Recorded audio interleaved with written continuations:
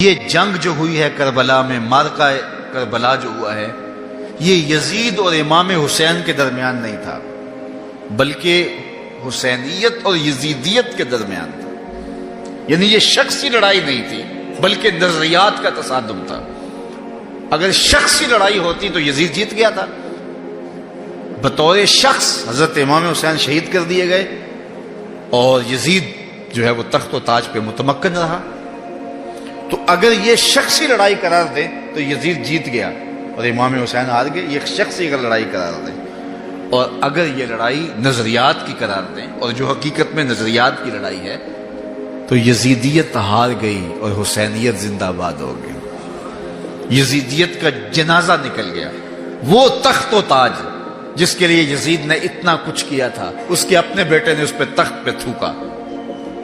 یزید کا بیٹا معاویہ بن یزید جب تخت نشین ہوا ہے تو وہ گھر سے باہر 6 ماہ نہیں نکلا، اس کا جنازہ ہی نکلا۔ تو لوگوں نے کہا آئیے نا تخت پہ بیٹھیے۔ کہا میں اس تخت پہ نہیں بیٹھنا چاہتا جس سے آل پیغمبر کے خون کی بو آ رہی ہے، میں نہیں اس تخت پہ بیٹھنا چاہتا۔ اور پھر اس کا تخت سمٹ گیا، اس کا نام مٹ گیا، کلنج کے مرض سے تڑپتا ہوا مرا اور انتہائی ذلت کی موت مرا، رسوا ہو گیا، اس کا نام بھی باقی نہیں ہے۔ میں گزشتہ برس کربلا میں حاضر ہوا تو حضرت امام حسین کا چمکتا ہوا روضہ نور دیکھا۔ وہ لمحے بڑے دردناک تھے جب ہم کربلا میں پہنچے اور رات کا موقع تھا، تو ہمارے ڈرائیور نے کہا کہ یہ نہر فرات ہے، وہ نہر فرات جو چمکتی رہی اور جس کی لہریں اچھلتی رہیں، اور کربلا کا یہ مقدس قافلہ پیاسا رہا۔ تو عجیب قلب کے اندر کیفیات کا ایک جہان تھا۔ یہ تو امام حسین کا روضہ ہے نا، لیکن یزید کا نشان نہیں ملا۔ میں نے تاریخ کی کتب میں ڈھونڈا کہ یزید کی قبر کہاں ہے، تو مجھے تاریخ نے بتایا مزبلہ دمشق، دمشق کے اندر کوئی جگہ ہے جہاں لوگ کوڑا پھینکتے ہیں، تو اس کوڑے کے نیچے کہیں یزید کی قبر ہے۔ نشان بھی نہیں ہے کہاں ہے، لیکن اتنا پتا ہے اس روڑی کے نیچے یزید کی قبر ہے۔ یزید کی قبر مزبلہ دمشق میں، اور امام حسین کا قبضہ آج بھی کربلا پہ۔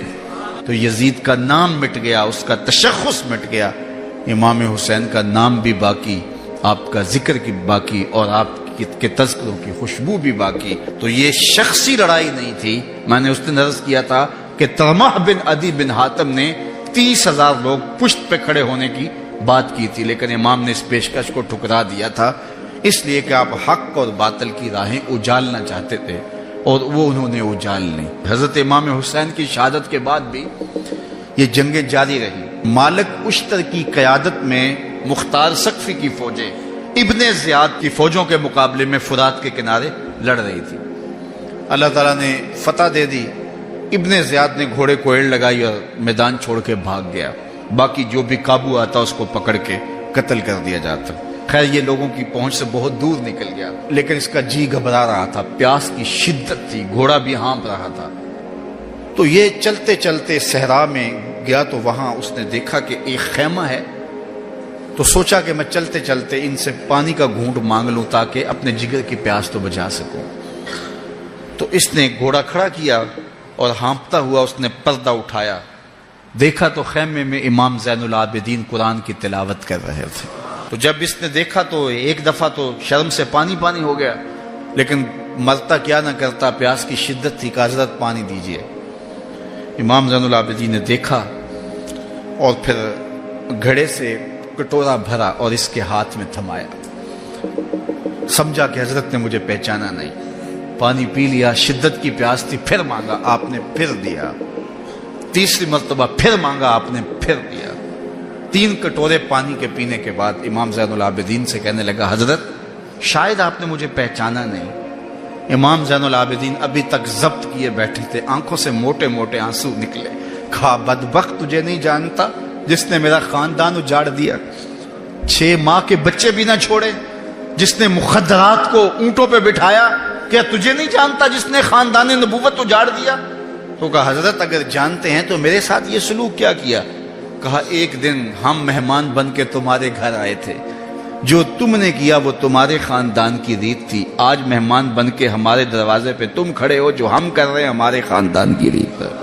تو یہ شخصی لڑائی نہیں تھی، یہ نظریات کا تصادم تھا۔ تو امام حسین رضی اللہ تعالیٰ عنہ جو چاہتے تھے وہ ہوا، حق اور باطل کی سرحدیں بالکل واضح ہو گئیں، نہ یزید کا وہ ستم رہا، نہ زیاد کی رہی وہ جفا، رہا تو نام حسین جسے زندہ رکھتی ہے کربلا۔